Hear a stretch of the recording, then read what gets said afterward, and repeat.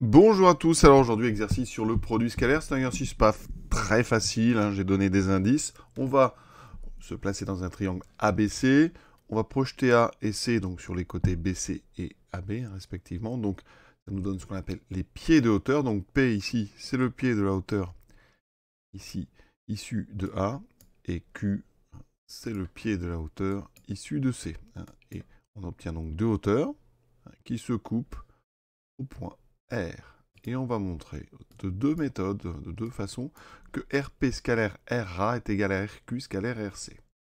Alors, première méthode que je vous propose, qui est très jolie, très astucieuse, on va calculer le produit scalaire RA-RC en utilisant la formule du projeté. Alors, regardons en détail. Alors, pour calculer RA scalaire RC, on a vu, hein, ici je fais une figure, hein, j'ai mis un zoom sur l'action, on va projeter C sur la droite RA. Donc, on projette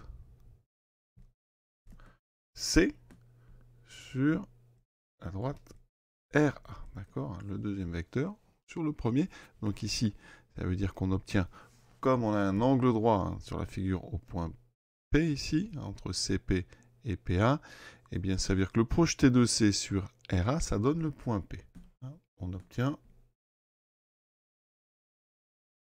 donc P, donc d'après le cours, RA scalaire RC, c'est comme RA scalaire RP.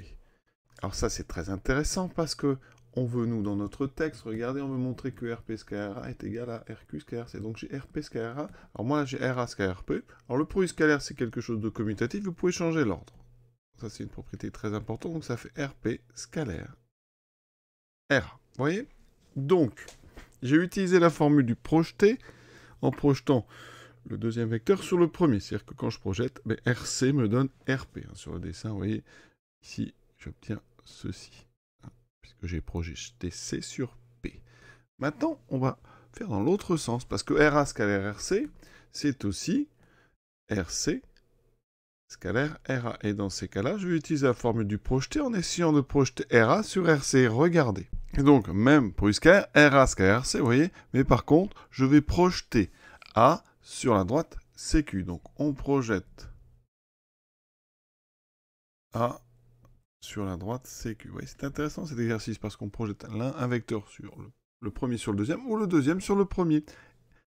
Donc ici, on obtient, alors on va utiliser donc l'angle droit qui est dans le texte au point Q ici, et donc ça veut dire que le produit scalaire RCRA, c'est pareil que RCRQ. Ici, RCRQ. Et donc, en changeant l'ordre tranquillement, ça fait RQRC. Vous voyez, on a obtenu quoi? Le produit scalaire RARC, ou RCRA, c'est le même. Il vaut d'un côté RP scalaire A, ou autrement RQ scalaire C. Donc, on a égalité. RP scalaire RA est égal à RQ scalaire RC. Alors, on va revoir ça sur la figure complète. Donc, regardez ici. Alors, j'ai donc, je vais mettre en évidence mes deux vecteurs. Donc, ici, RA, ici, RC. Vous voyez? Donc, il y a deux façons de prendre le problème. Soit vous regardez donc la droite RC et vous projetez en fait A et ça tombe sur le point Q. Donc on obtient à la place de RA, on peut mettre RQ, donc ça fait RC scalaire RQ. Ou alors on voit le problème autrement hein, par rapport à la droite RA et on projette en fait C sur le point P. Vous voyez? C'est assez joli de voir ces deux façons de projeter, le premier sur le deuxième ou le deuxième sur le premier. On obtient deux nombres qui sont forcément égaux, deux produits scalaires égaux, et c'est ça un peu l'idée de cet exercice. Il y a une deuxième façon de faire avec la relation de Charles qui va nous permettre de vous montrer des propriétés de distribution hein, très importantes dont on dispose quand on utilise l'outil produit scalaire. Alors, l'idée quand tu utilises Charles, évidemment, c'est de faire apparaître ce qui nous intéresse. Donc ici, RP scalaire RA, on va partir de la gauche, on va essayer de faire apparaître RQ scalaire RC. Alors, ici, regardons un RP, comment on pourrait transformer RP pour que ça soit intéressant pour aller donc de R à P, ce qui est intéressant, par exemple, c'est de passer par C, vous voyez hein, ici, mon chemin RP, il est ici, hein, et ça peut paraître intéressant de faire, par exemple, du RC et du CP. L'avantage, c'est que je fais apparaître RC. RC, vous voyez, je l'ai à la fin, donc ça, C'est souvent comme ça qu'on fait. On essaie de faire apparaître les vecteurs qu'il nous faut à la fin. Donc je mets à la place de RP, je mets RC plus CP. On verra bien. Ensuite, pour aller de R à A, qu'est-ce qu'on a? Pour aller de R à A, on est ici. Écoutez, il nous faut la lettre Q, donc ça serait pas mal de faire RQ plus QA. Donc ça, c'est la relation de Schall, d'accord, qui me permet de faire ça. RQ plus QA. Je me déplace comme ça sur les côtés de mon triangle. Important de rester sur des côtés. Et on développe. C'est-à-dire développer, c'est utiliser cette propriété du produit scalaire qui permet, quand on a des additions et de produits scalaires, de développer. C'est la distribution. Hein, c'est pas un produit pour rien.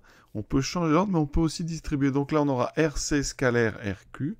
C'est de la double distribution de produits scalaires. Plus RC scalaire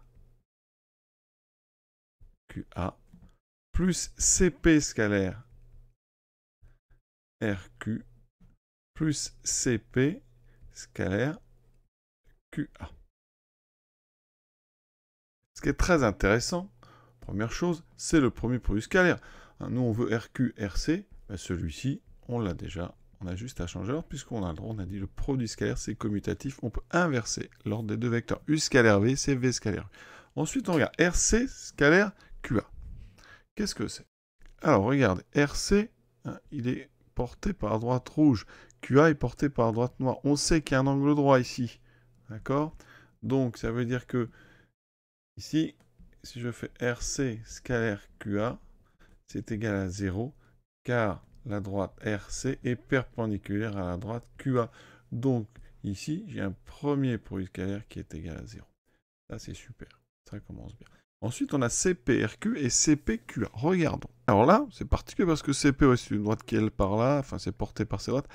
Et RQ, c'est porté par ça. Donc là, on ne va pas pouvoir dire grand-chose. Par contre, quelque chose qui peut être intéressant, et qui n'est pas forcément facile à trouver, c'est qu'ici, on peut regrouper. Je n'ai pas forcément...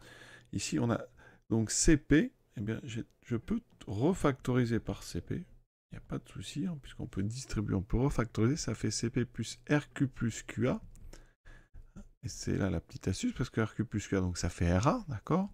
J'obtiens donc RQ scalaire RC plus CP scalaire RA. Et regardez ce qui se passe. Eh bien, CP, c'est porté donc par un côté du triangle, le côté BC, et RA, eh bien, c'est la hauteur. Donc ici, comme tout à l'heure, hein, CP scalaire RA, eh bien, ça va être égal à 0, car la droite CP, qui est en fait la droite BC, eh bien, elle est perpendiculaire à PA, puisque PA, enfin ici j'aurais plutôt RA. Hein. Et donc ici, eh bien, j'ai mon produit scalaire ici qui vaut 0. Et il me reste effectivement RQ scalaire RC. Alors c'est moins intuitif, mais ça permet comme ça de vous montrer ces possibilités qu'on a de distribution, d'inversion de l'ordre, hein, que nous offre le produit scalaire. Voilà. Exercice terminé, joli exercice, je trouve. Il y a certainement plein de façons de le faire en plus. Voilà, je vous en ai proposé 2. J'espère que ça vous a plu. À bientôt.